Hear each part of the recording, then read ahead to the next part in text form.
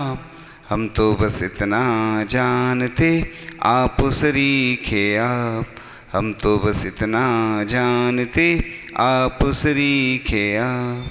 कुंडलपुर के बड़े बाबा की, मूल श्री बास पूज्य भगवान की वीर शासन जयंती की, परम पूज्य आचार्य भगवान गुरुदेव शिक्षण विद्यासागर जी महामुनिराज की, परम पूज्य मुनि श्री 108 विमल सागर जी, अनंत सागर धर्म सागर जी आदि समस्त 3 कमना करोड़ मुनिराजों की। कई लोगों ने पद्म पुराण पढ़ा है और उसमें विस्तार से जैन रामायण को पढ़ा है, लेकिन कई लोग विभिन्न लोगों के मन में भ्रांतियां हैं। उसी के चलते आज Jain Ramayan short and sweet सुनाते हैं। एक दिन में ही पूरी रामायण आप लोगों को सुनाते हैं। तो तीर्थंकर मुनि सुब्रत नाथ के निर्वाण के बाद जब नवीनाथ के जन्म के पहले अयोध्या नगरी में राजा दशरथ हुए, जिनकी 4 रानियां थीं, अपराजिता अर्थात कौशल्या, सुमित्रा, केकया और सुप्रभा। एक दिन अपराजिता ने रात्रि के पिछले प्रहर में 4 स्वप्न देखे। पहला सफ़ेद हाथी, दूसरा सिंह, तीसरा सूर्य, चौथा चंद्रमा।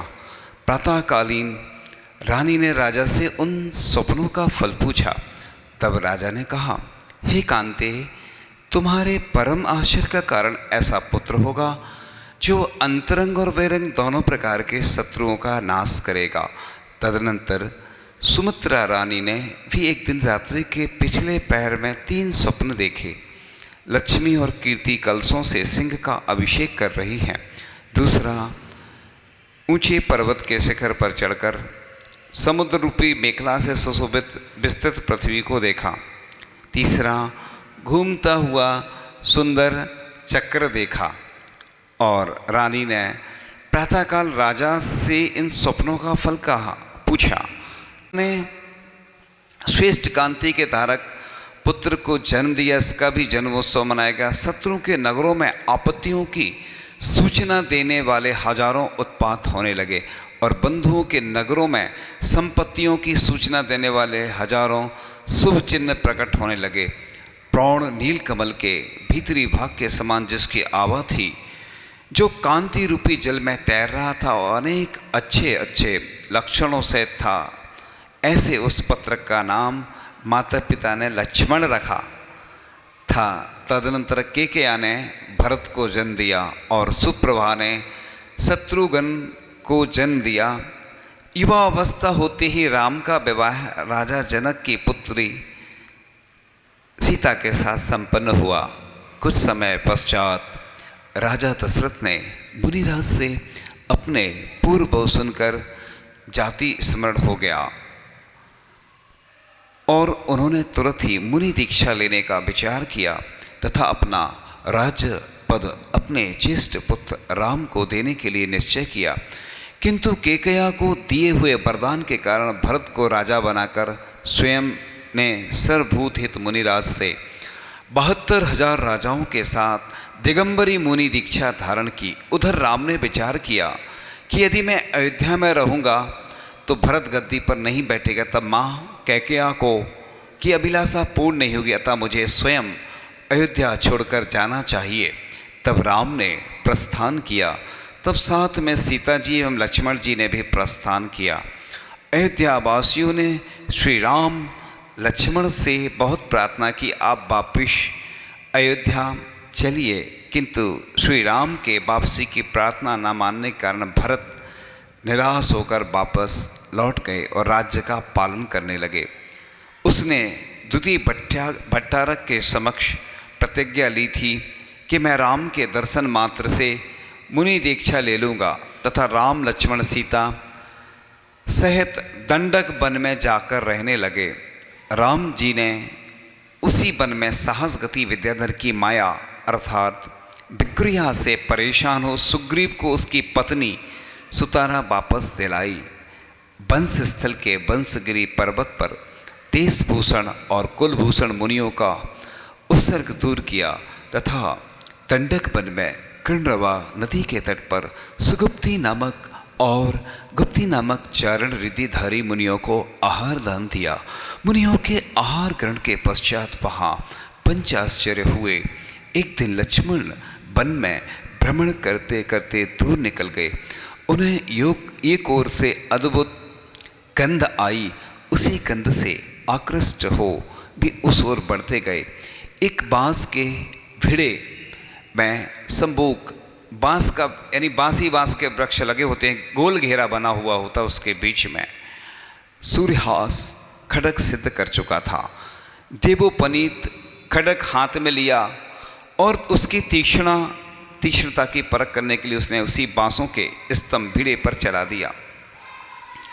चलाते ही बांसों का भिड़ा कट गया और साथ ही उसके भीतर स्थित संबूक भी कट कर दो टुकड़े हो गए। यहाँ पर समझ में आता है पुण्य और पाप, यानी संबूक ने 12 साल उस विद्या को सिद्ध करने में लगाए और लक्ष्मण जी को फ्री में विद्या में लगी। उनका पुण्य का उदय था, उसका पाप कर्म का उदय था कि 12 साल उसी विद्या को सिद्ध किया और स्वयं का ही मरण हो गया। और संबूक रावण की बहन चंद्रनका का पुत्र था। प्रतिदिन पुत्र को भोजन देने के लिए वह आती थी। उस दिन पुत्र के 2 टुकड़े देख उसके दुख का पार नहीं रहा। उसका करुण विलाप आकाश में गूंजने लगा। कुछ समय बाद राम लक्ष्मण के सौंदर्य से उसका मन हरा गया और वह उन्हें प्राप्त करने के लिए छल से कन्या बन गई। राम लक्ष्मण उसकी माया से विचलित नहीं हुए। कामेक्षा पूर्ण न होने से चंद्रनका को पुत्र शोक ने फिर दर्द दबाया, जिससे विलाप करती हुई वह अपने पति खरदूषण के पास गई। खरदूषण ने स्वयं आकर पुत्र को मरा देखा। उसका क्रोध उबल पड़ा। वह राम लक्ष्मण के साथ युद्ध के लिए उठ खड़ा हुआ। खरदूषण ने रावण को भी इस घटना का समाचार दिया। खरदूषण इधर लक्ष्मण के साथ घमासान युद्ध होता है, उधर रावण उसकी सहायता के लिए आता है, किंतु बीच में सीता को देख मोहित हो जाता है। छल से सिंहनाद कर राम को लक्ष्मण के पास भेज देता है और सीता को अकेली देख हरण कर ले जाता है। जटायु पक्षी ने अपने पंखों के आघात से रावण के समस्त शरीर को छिन्न भिन्न कर डाला। तदनंतर इष्ट वस्तु में बाधा डालने से तदनंतर क्रोध को प्राप्त हुए रावण ने हस्ततल यानी हाथ के प्रहार से ही जटायु को मारकर नीचे गिरा दिया। वह पक्षी कैं कैं करता हुआ मूर्छित हो गया। तत्पश्चात बिना किसी विघ्न बाधा के रावण सीता को पुष्पक विमान से विलाप करती हुई सीता को लंका ले गया। उसने उसे लंका के उद्यान में रखा तथा सीता ने संकल्प कर लिया कि जब तक श्री राम का संदेश ना मिलेगा तब तक के लिए चारों प्रकार के आहार का त्याग। ऐसे सीता जी के लंका में 11 उपवास हो गए। तत्पश्चात हनुमान जी सीता को खोजते हुए लंका में पहुँचे तथा श्री राम के द्वारा प्रदत्त यानी प्रदान की हुई अंगूठी सीता जी की गोद में डाल दी, जिसे देखकर सीता रोमांचित हो गई। उसके मुख पर मुस्कान आ गई। सीता जी ने आहार जल ग्रहण कर लिया तथा राम के समाचार सीता जी को सुना दिए तथा तत्पश्चात हनुमान जी श्री राम के पास वापस आ गए और राम लक्ष्मण सुग्रीव आदि सेना सहित रावण से युद्ध करने के लिए प्रस्थान किया। पहले रावण को समझाया कि मेरी सीता वापस कर दो अन्यथा युद्ध होगा। रावण तैयार नहीं हुआ तथा रावण का भाई विभीषण भी रावण का पक्ष छोड़कर राम के दल में आकर मिल गया। राम और रावण की सेना में लगभग 4.5 माह तक युद्ध चलता रहा। अंत में रावण ने चक्र रत्न चला दिया तो वह 3 प्रदक्षिणा दे चक्र रत्न लक्ष्मण के हाथ में आ जाता है एवं लक्ष्मण नारायण घोषित होते हैं और उसी चक्र से रावण यानी प्रति नारायण का वध कर देते हैं। तदनंतर श्री राम ने कहा कि अब क्या करना चाहिए, क्योंकि विद्वानों के बैर तो मरण पर्यंत ही होते हैं। अच्छा हो कि हम सब लोग मिलकर परलोक को प्राप्त हुए महामानव लंकेश्वर के शरीर का दाह संस्कार करें। कपूर, अगुरु और गौसीर से चंदन आदि उत्तम पदार्थों से रावण के शरीर का अंतिम संस्कार किया। तत्पश्चात विभीषण को लंका का राज्य सौंपकर 6 वर्ष तक विभीषण के आतिथ्य में रहकर बाद में राम, लक्ष्मण और सीता के साथ वापस अयोध्या में आ जाते हैं। राम के आते ही भरत ने देशभूषण केवली के समक्ष मुनि दीक्षा धारण कर ली थी। राम का राज्याभिषेक हुआ। सीता के विषय में लोकोपवाद होने पर कुल मर्यादा की रक्षा हेतु राम ने सीता का परित्याग करना उचित समझा और सेनापति कृतांत वक्र को आदेश देकर गर्भवती सीता को तीर्थ यात्रा के बहाने सिंहनाथ नामक भयंकर वन में छुड़वा दिया। तब कृतांत वक्र ने सीता जी से कहा, माँ, राम से कोई संदेश कहना है क्या? तब सीता ने कहा, सेनापति, आप यह बोल देना, जिस प्रकार प्रजा के कहने से मुझे छोड़ दिया, उसी प्रकार किसी के कहने से धर्म को नहीं छोड़ देना। निर्दोष सीता को जंगल में छोड़ने से कृतांत वक्र बहुत रोया और कहा, माँ, ऐसा आशीर्वाद दो कि कभी किसी की नौकरी ना करना पड़े। और अथांतर पुण्य योग से सीता के समीप राजा वज्रजंग आया। उसने सीता को बड़ी बहन बनाकर अपने महल में वह ले जाता है। वहीं श्रावण माह की पूर्णिमा के दिन सीता ने अनंग, लवण यानी लव और मदलांकुश नामक युगल पुत्रों को जन्म दिया। सिद्धार्थ नामक क्षुल्लक से शास्त्र विद्या आदि की शिक्षा प्राप्त कर बड़े होने पर उन पुत्रों को जब अपनी माँ की पूरी घटना का पता चला तो उन्होंने युद्ध हेतु अयोध्या नगरी को घेर लिया। युद्ध हुआ। जब राम की सेना भी उन पुत्रों को ना जीत सकी, तब नारद जी ने राम लक्ष्मण से उनका रहस्य प्रकट किया। तब उन्होंने युद्ध को छोड़कर पुत्रों का नाम पुकारा और पिता, काका, पुत्र आपस में प्रीति भाव को प्राप्त हुए। कुछ दिन पश्चात हनुमान, सुग्रीव आदि ने राम से सीता को वापस लाने के लिए प्रार्थना की। राम की आज्ञा से सीता का आगमन हुआ। तब राम ने सीता से कहा, मैं तुम्हारी निर्दोषता को जानता हूँ, तथापि स्वभाव से कुटिल चित्त प्रजा को विश्वास दिलाकर तुम उनकी शंका को दूर करो। स्वामी के ऐसे विश्वसनीय वचन सुनकर प्रसन्न चित्त सीता ने कहा कि मैं हर प्रकार से परीक्षा देने को तैयार हूँ। यदि आप आज्ञा दें तो मैं भयंकर विष पी जाऊँ, अथवा अग्नि की ज्वाला में प्रवेश कर जाऊँ, अथवा तुला पर चढ़ सकती हूँ। तब राम ने सीता को अग्नि में प्रवेश करो। राम ने अपने सेवकों को आज्ञा दी कि 2 पुरुष गहरा अर्थात 2 पुरुषों की गहराई के बराबर एक गड्ढा और 300 हाथ चौड़ी चौकोन पृथ्वी प्रमाण के अनुसार खोदो और ऐसी बापी बनाकर उसे काला गुरु और चंदन के सूखे और बड़े मोटे ईंधन से परिपूर्ण करो। उसमें ऐसी अग्नि प्रज्वलित करो कि जिसमें तीक्ष्ण ज्वालाएं निकल रही हों। ऐसी अग्नि तैयार हो गई तथा सीता के लिए आदेश दिया कि इसमें प्रवेश कीजिए। सीता जी ने अग्नि की लपटों में प्रवेश करने से पूर्व ऋषभ आदि तीर्थंकरों को नमस्कार किया। सिद्ध परमेष्टि समस्त साधु मुनि शुभ्रतनाथ तीर्थंकर को नमस्कार कहा, हे अग्नि, यदि मैंने राम को छोड़कर किसी अन्य मनुष्यों को स्वप्न में भी मन, वचन और काय से धारण नहीं किया है, यह मेरा सत्य है। यदि मैं यह मिथ्या कह रही हूँ तो यह अग्नि दूर रहने पर भी मुझे क्षण भर में भस्म कर दे, राख का ढेर बना दे। और यदि मैंने राम के अलावा किसी अन्य मनुष्य को मन में धारण नहीं किया है तो विशुद्धि से सहित मुझे यह अग्नि नहीं जलावे। इतना कहकर उस देवी ने उस अग्नि में प्रवेश किया। परंतु आश्चर्य की बात कि वह अग्नि स्फटिक के समान स्वच्छ, सुखदायी तथा शीतल जल हो गई। जल से वह वापिका लबालब भर गई। सीता जी अग्नि परीक्षा में पास हो गई। तब राम ने सीता से राजमहल में चलने का आग्रह किया, किंतु सीता ने कहा कि मैं अब भवन की ओर नहीं, वन की ओर जाऊंगी और आत्मकल्याण करूंगी।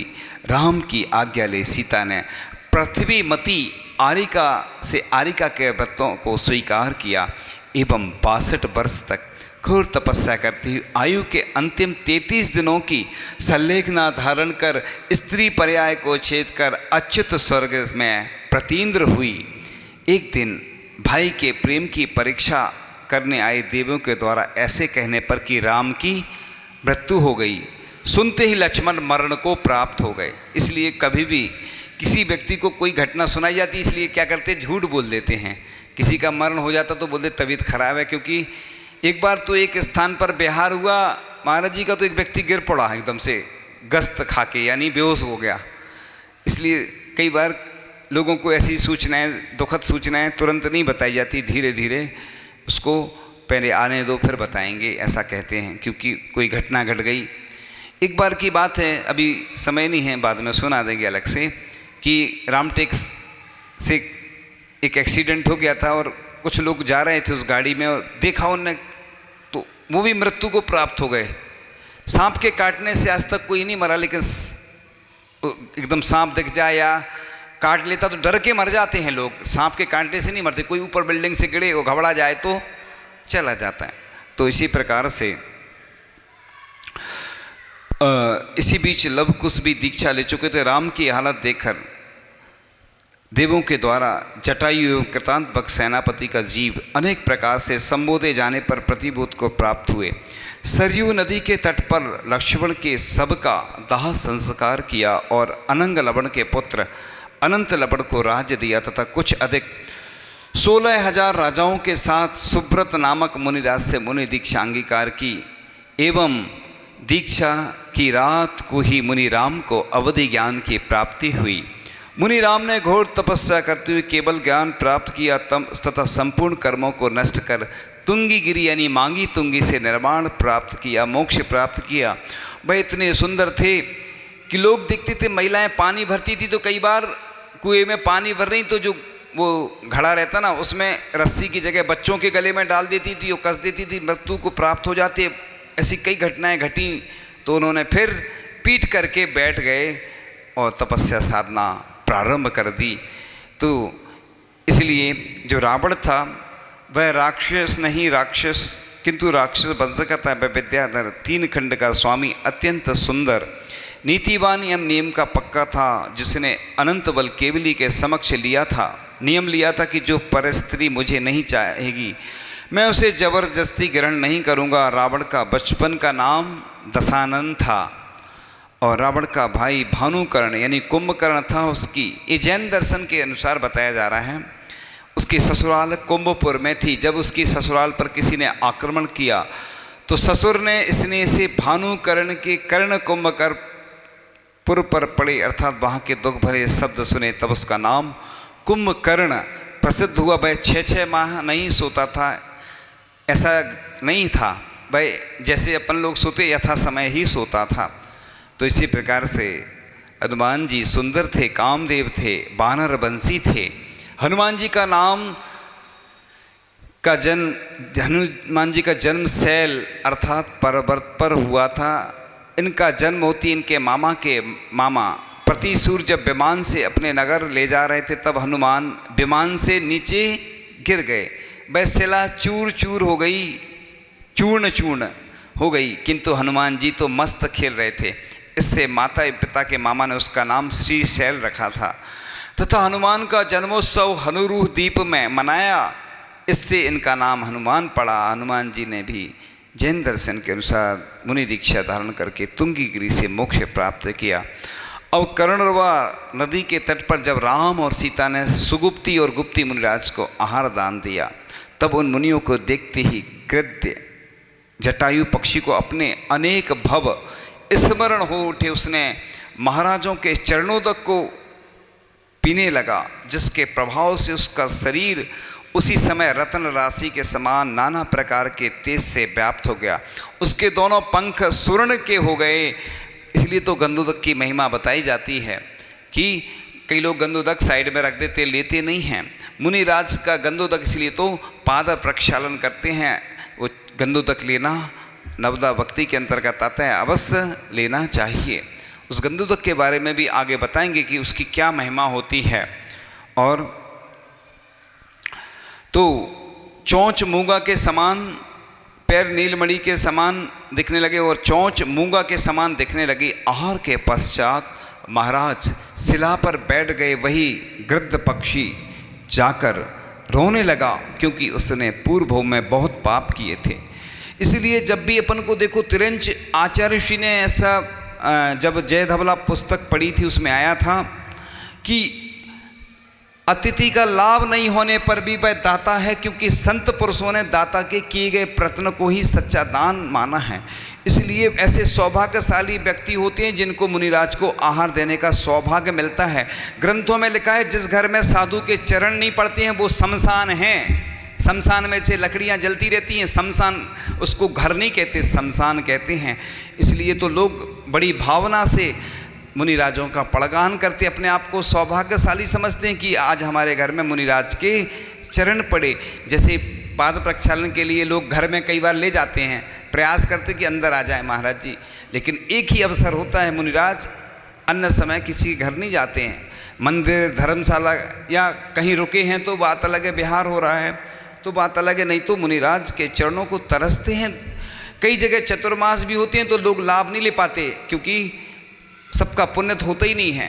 कोई ना कोई अंतराय आता रहता है, सूतक लग जाता है, कोई बीमारी आ जाती है, परेशानियाँ आती रहती हैं। ऐसे कई घर रहते जिनके घर में साधु के चरण नहीं पड़ पाते हैं, साधु चले जाते हैं, और ऐसे कई घर हैं। ऐसे भाग्यशाली पुण्यशाली होते हैं जो नवदा भक्ति पूर्वक पड़गहन करके अपने हाथों से अपना बनाया भोजन दान करते हैं। ऐसा व्रत विधि में भी लिखा है, व्रत उपवास की विधि में लिखा है कि जब उद्यापन करें तो बढ़िया मधुर आहार बना करके और पहले पड़गान करें, मुनिराज हैं नगर में, उनका आहार कराएं, शेष बचा हुआ भोजन फिर स्वयं करें, ऐसा लिखा है।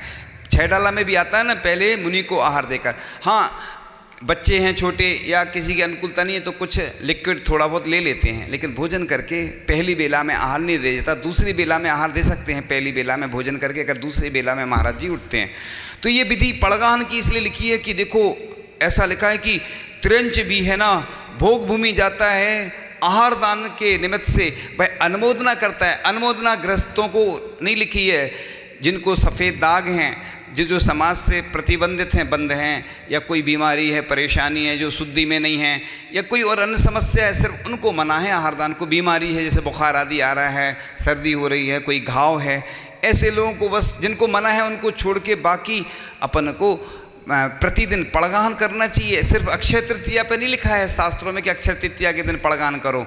अपन प्रतिदिन अगर शुद्ध भोजन बनाते हैं तो अपने दरवाजे पे आकर के पड़गान कर सकते हैं। उससे 3 कम 9 करोड़ मुनिराजों में से जितने मुनिराज हैं उनको पड़गान करने का पुण्य उसके खाते में जाता है। पड़गान करने से भी पुण्य का बंद होता है, कर्मों की निर्जरा होती है। ऐसा नहीं सोचना कि ये लोग क्या नाटक कर रहे हैं, खड़े हैं। अक्षय तृतीया वर्ष में एक बार आती है तो उस दिन तो पूरे देश में सभी लोग पड़गान करते हैं, लेकिन प्रतिदिन जो करता है महापुण्यशाली और भाग्यशाली है, क्योंकि उसके दान की अनुमोदना करने के लिए पंच आश्चर्य होते हैं। तो बस वह वहीं गद्द पक्षी बैठ गया, रोने लगा, क्योंकि उसने पूर्व भोग में बहुत पाप किए थे। महाराज ने उसे समझाया और श्रावकों के वेद दिए। उसने भी अंजलि बांध बार बार सिर हिलाकर तथा मधुर शब्द का उच्चारण कर मुनिराज का उपदेश ग्रहण किया। तदनंतर दोनों मुनियों ने राम आदि को लक्ष्य कर कहा कि आप लोगों की क्रूर प्राणियों से भरे हुए सघन वन में इस सम्यक दृष्टि पक्षी की सदा रक्षा करनी चाहिए, चूँकि इसके शरीर पर रत्न तथा स्वर्ण निर्मित किरण रूपी जटाएं सुशोभित हो रही थी, इसलिए राम आदि उसे जटायु कहकर पुकारते थे। राजा जनक की विदेहा रानी से एक साथ पुत्र और पुत्री का जन्म हुआ। पुत्र का नाम भामंडल एवं पुत्री का नाम सीता रखा गया। रावण के पुत्र इंद्रजीत और मेघवाहन ने अनंत वीर केवली के समक्ष दीक्षा ली और अंत में केवल ज्ञान प्राप्त कर मोक्ष प्राप्त किया। जब लक्ष्मण रावण द्वारा अमोघ विजया शक्ति से मूर्छित कर दिए गए, तब राजकुमारी विशल्या को समीप लाने पर वह शक्ति निकलकर भाग गई। पश्चात विशल्या का विवाह लक्ष्मण के साथ संपन्न हुआ। यहाँ वो भी प्रसंग आता ना कि विशल्या के जल से दूर हुई थी उनकी। तो श्री राम की आयु लगभग 17,000 वर्ष तथा शरीर की ऊंचाई 16 धनुष यानी 64 हाथ अथवा 96 फीट थी। आपने देखा कि बड़े बड़े दरवाजे बनाए जाते तीर्थों में पहले, क्योंकि पहले जो डायनासोर की देखा होगा, डायनासोर कितना बड़ा था, और पहले की अवगाहना इतनी बड़ी थी, दरवाजे बड़े बनाए जाते हैं। आज अपनी अवगाहना कितनी 6 फीट की है लगभग, तो उस उतनी साइज के ही दरवाजे बनाए जाने लगे। आज पूरे पुराने तीर्थ क्षेत्रों पे देख लो, पुराने महलों में देखो, बड़े बड़े दरवाजे बनाए जाते। इससे सत्य है कि 96 फीट के थे वो रामचंद्र जी। 8वें नारायण लक्ष्मण की आयु 12,000 वर्ष तथा शरीर की ऊंचाई 16 धनुष थी। तो रावण हनुमान जी का मामा ससुर था। इस प्रकार से राम का आदर्श रावण जब भक्ति कर रहा था उस समय उसने उस पर शस्त्र चलाने को मना कर दिया था। और कहते हैं कि रावण भी कहता था कि मैं राम का वेश बना के जाता हूँ फिर भी सीता मुझ पर आकर्षित नहीं होती है। तो किसी ने कहा, मंदोदरी ने कहा कि तुम राम का भेष तो बना सकते हो लेकिन तुम्हारे अंदर राम के परिणाम नहीं आ सकते हैं। और इस प्रकार से यह आज की जो रामायण थी वह पूर्ण हुई। और अच्छी नहीं लगी आप लोगों को? इतनी अच्छी रामायण है, ये तो हमें भी नहीं सुनाई इतनी शॉर्ट में किसी ने, वो तो हम सुनाते रहते हैं क्योंकि हम शॉर्ट एंड स्वीट में ही काम करते थे वीर शासन जयंती के भजन के साथ। 2500 साल पहले समो शरण आया था, समो शरण आया था, महावीर शासन का ध्वज लहराया था, महावीर शासन का ध्वज लहराया था। शुक्ल बैसाख दशमी को हुआ सन्मति को केवल ज्ञान, इंद्र की आज्ञा से तत्क्षण रची धनपति ने सभा महान। पक्षी पशु नर क्या स्वर्ग उतर आया था, स्वर्ग उतर आया था, महावीर शासन का ध्वज लहराया था, महावीर शासन का ध्वज लहराया था। विराजे वीर सभा के बीच खिरी ना बाणी 66 दिन, तृप्त होती थी आँखें पर देश ना बिन थे सब अनमन।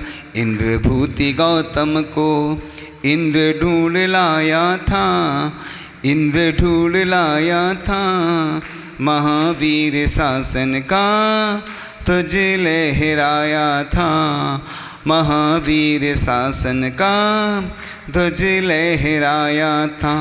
इंद्रभूति की दीक्षा से तिथि गुरु पूर्णिमा बन गई, शाम को बने शिष्य गणधर, प्रात होते वाणी खिर गई।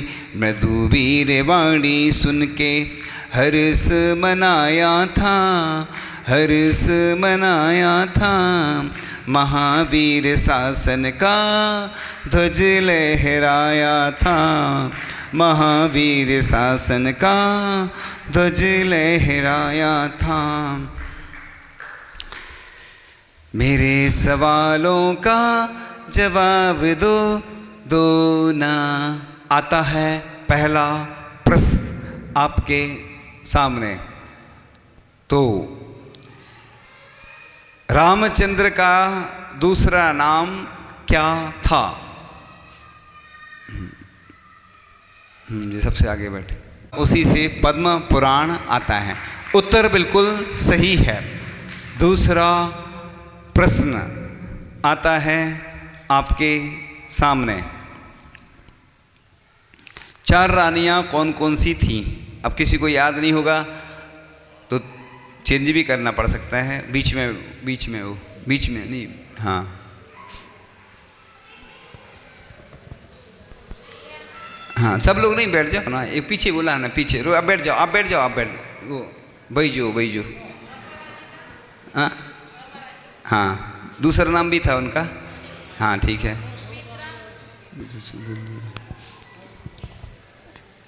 नमोस्तु महाराज। पहली रानी अपराजिता जिनका नाम कौशल्या था, दूसरी केकैया सुमित्रा, तीसरी केकैया, हाँ, और चौथी सुप्रभा। उत्तर बिल्कुल सही है। सबको सुनाई तो देगा ना, हमें भी सुनाई तो दे जाता कई बार, लेकिन नमोस्तु महाराज जी। 17,000 वर्ष रामचंद्र जी की आयु जैन धर्म के अनुसार 17,000 वर्ष थी। उत्तर बिल्कुल सही है। अब कौन से नंबर का है? चौथा प्रश्न, पांचवा है। पांचवा प्रश्न आता है आपके सामने। पांचवा प्रश्न, भानुकर्ण का नाम दूसरा नाम क्या था? भानुकर्ण का दूसरा नाम। भानुकर्ण का दूसरा नाम कुंभकर्ण था। भानुकर्ण का दूसरा नाम कुंभकर्ण था। उत्तर बिल्कुल फाइनल नहीं है अभी, है ना? तो उच्चारण करवाएंगे महाराज जी शाम को, जहाँ से भी जैसी अनुकूलता होगी। इधर तो ब्रेक हो जाएगा, लेकिन भक्ति में तो आप लोग आ सकते हैं ना। अरे उनसे आशीष से दिलाओ ना, हमने बोला था आशीष को दे दो। आशीष से इधर से ऐसे करा करो, सामने दिखता है ना, ऐसे में उधर। और कौन बचा है? चलो